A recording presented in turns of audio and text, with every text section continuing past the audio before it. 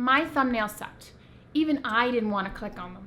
But I want to share with you how to change that and create amazing thumbnails so that you can get the click. Before we get into this though, make sure you hit that subscribe button because I have many more videos coming your way. This video's shout out goes to So Vidushi. Hopefully I said that correctly. But thank you so much for watching my videos and being a part of this community. Hi, my name is Catherine Perry and I help you grow your YouTube channel the right way. In this video, I'm going to talk to you about how I improve my thumbnails to get the click. I've always said, if you don't get the click, you don't get the watch time.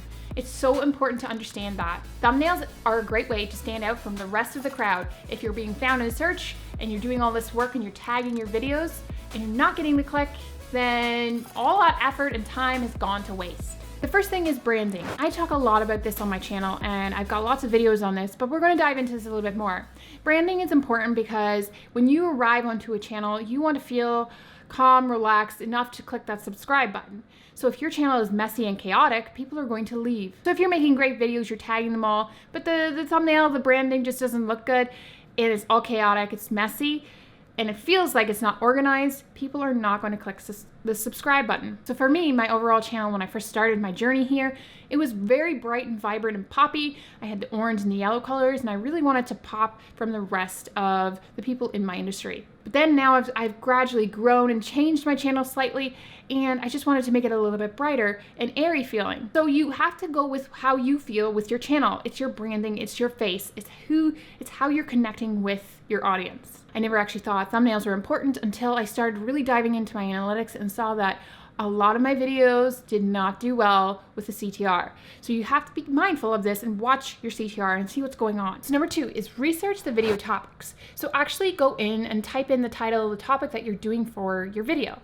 Research it and see what other people are doing. This is one way that you can hurt your video. If you don't research the topic, you could be totally off from the other thumbnails and it just looks really weird and random and not part of the actual topic or thumbnail or industry that you're in. So I always recommend look at the other channels within your industry, but actually with thumbnails, you should be looking within the topics as well because different topics have different thumbnails. For example, you may be talking about healthy eating and you have a picture of food and a picture of you working out. That's great. But when it comes to meditation, if you're doing meditation on the same channel and incorporating that into your channel, the thumbnails are going to be slightly different. I know this because I've researched it for a channel in the past. So you need to be mindful of what's going on in your industry, but also what's going on within the specific topic. So number 3 is have your face in the thumbnail if you can. Some channels don't have their faces in the videos or on the thumbnails, but if you can do this, it's great to do so. I tested this out. So my thumbnails where I had more of my body in it did not do so well as the videos with my face up close. The reason being is that people connect with your eyes. So if you don't have your face in it, then what? What can you do? You need to have a nice bright picture of the object or the thing that you're doing. So if it's food, for example, you need to have a bright picture of that plate of food. Or if you're writing, you need to have a close-up of the actual topic or the thing that you're talking about. So this is important. You don't necessarily need your face in it, but you need to have a clear idea of what's going on in this specific video. Because like I've said in the past, the thumbnail helps to tell the story. So the thumbnail and title are telling the story of what's going on in this video. For example, a trending topic that was just popping recently is the iOS 14 update and the customization. A lot of people had the actual thumbnail of the iPhone close up so that they could see what was going on. This is important to note. You don't necessarily need your face in it, but at the same time, it helps so people can have eye contact. Take pictures for the thumbnails. So like I've said, you need to have a clear picture. That means you need to actually take time and take a picture for the thumbnail. I take like 30 pictures so I can have different facial expressions and photos that I can use for that thumbnail. Putting this into your schedule is important. So take time to think about what you want your thumbnail to look like. Okay, so number 5 is before and afters. Some channels out there talk about weight loss, or they have maybe something that they wanted to do, a 30-day journey or something like that. So they could do before and afters. Before and afters have time and time again, you can see that when you're searching in different topics, for example, before and after of hairstyle or a weight loss journey, you'll see that they do really well because you're giving them an experience of what's going on, what's going to happen, what they did, what you did to get to that point. Maybe it's meal planning. You have 3 different shots within the thumbnail of what different meals that you're going to be prepping. So think of those things like a 3-day meal planning prep. You need to have the 3 pictures of the actual meals in the picture. Having 3 pictures, giving them 3 meals, having an idea of what's going to happen, what you're going to talk about in the video. People are very visual, so you need to give them a visual of what you're actually creating or what you're actually doing in the video. For me, I don't necessarily do this because it doesn't pertain to my channel. I don't do before and afters. I give you tips and tricks and things that you can do to help grow your channel. So not necessarily will I do before and afters. They don't really fit into my channel so well, but if you're a channel that's in the health or fitness or, food or anything to do with that kind of thing, it's going to really work for you. Again, it goes back to you need to research your industry. I want you to comment below and let me know what you use for your thumbnails. How do you create your thumbnails? Is it there specific software that you use, or do you create them on your phone? Comment below and let me know. Okay, number 6 is have no more than 6 words. Really, 6 words is pushing it, but if you really, really need it, 6 words is okay. I recommend a sweet spot of 3 words because that way it's not cluttering the whole thumbnail up. Think of it this way. When you search for something on your cell phone, your phone is very small. There's little icons that you have when you search. So you type in a topic and all these search results come up and you're looking at the thumbnails. If you see cluttered thumbnails or a whole bunch of words on a thumbnail, it gets a little too much. It's a little chaotic. Majority of people today use their cell phone. So if they're searching for something and yours is too cluttered, they're going to go to the next one that's not as chaotic looking. Think about your thumbnail. Is it clear enough that people can see it from a far distance? Number 7 is think about what you would click on.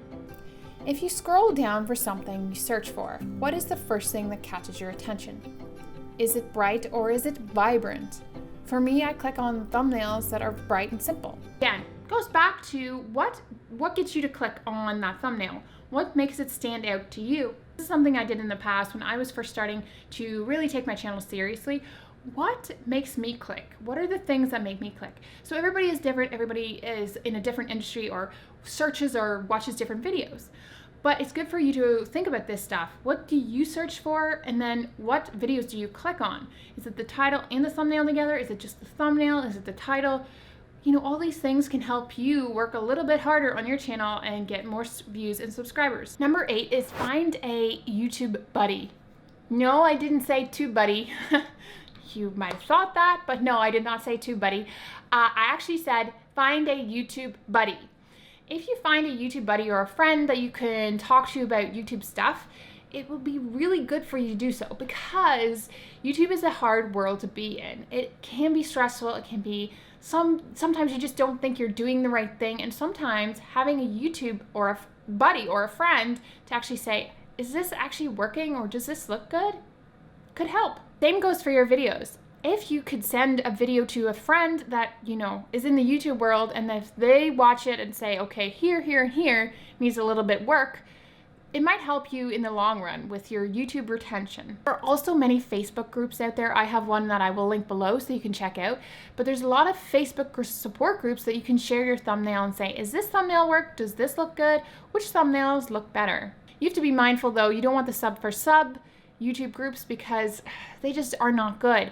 You want the support groups that are going to build your channel, build you up as a person, and actually give you points to improve. Number 9, software. When I first started on YouTube, I used Canva. It is a great free online software that can help you make and create great thumbnails. If you want to take things up a notch, you can use the paid version, or you can go for Photoshop, which has a little bit of a learning curve, but you can really create unique thumbnails like I do. I have worked hard on my thumbnails to make them my own. It has taken me over a year to really find my sweet spot for my thumbnails.